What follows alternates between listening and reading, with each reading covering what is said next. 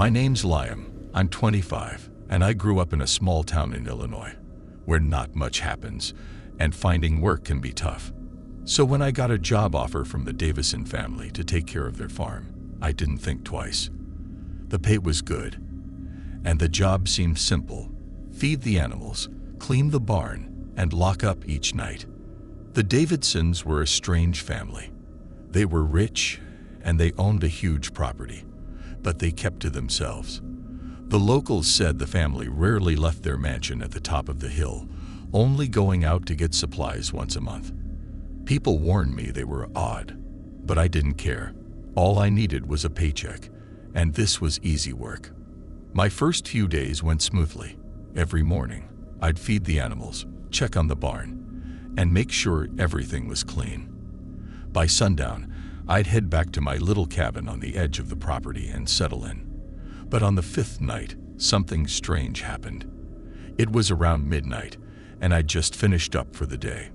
As I walked back to the cabin, I heard a sound coming from inside the barn. It was faint at first, but it sounded like scratching, or maybe even someone quietly mumbling. I stopped, telling myself it was probably just an animal that got in. But as I stood there listening, the sounds got louder, and it almost sounded like a voice, a weak, desperate whisper. My heart started racing, but I tried to shake it off.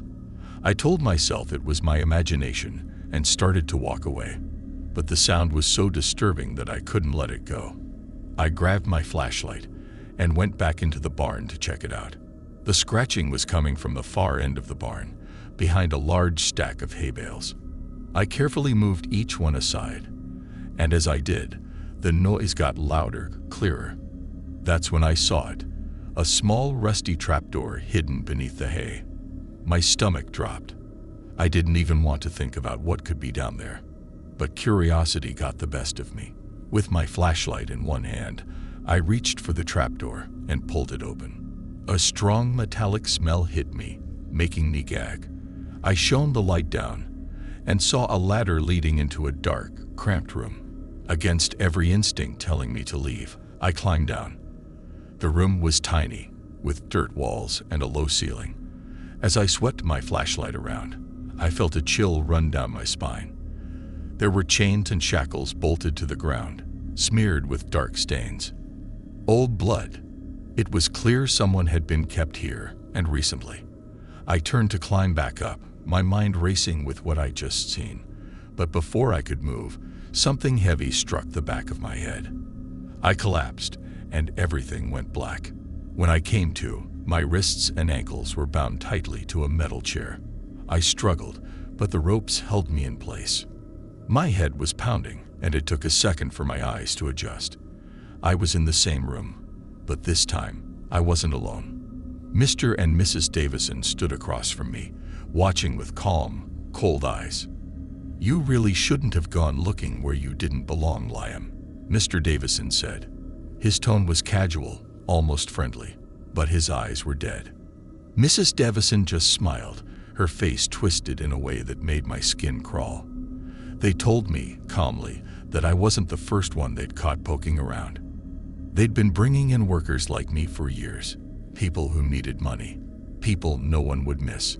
They'd keep them down here, locked up, for weeks at a time, toying with them, torturing them until they got bored. Then, they'd get rid of them. I realized I was just their latest victim. Days passed in a blur. They'd come down each night, taunting me, giving me just enough food to keep me alive, laughing as I begged to be let go. I'd try to loosen the ropes every night, hoping for a chance to escape. Then finally, during one of their visits, I managed to free my wrists. When their backs were turned, I bolted up the ladder, ignoring the pain as I pushed my body to the limit. I ran, stumbling across the yard, and making it to the main road just as a car was passing. The driver called the police, who arrived at the farm shortly after. But by the time we got back to the barn, the Davison family had disappeared. The room was empty, with no chains, no bloodstains, just an abandoned barn with an open trapdoor.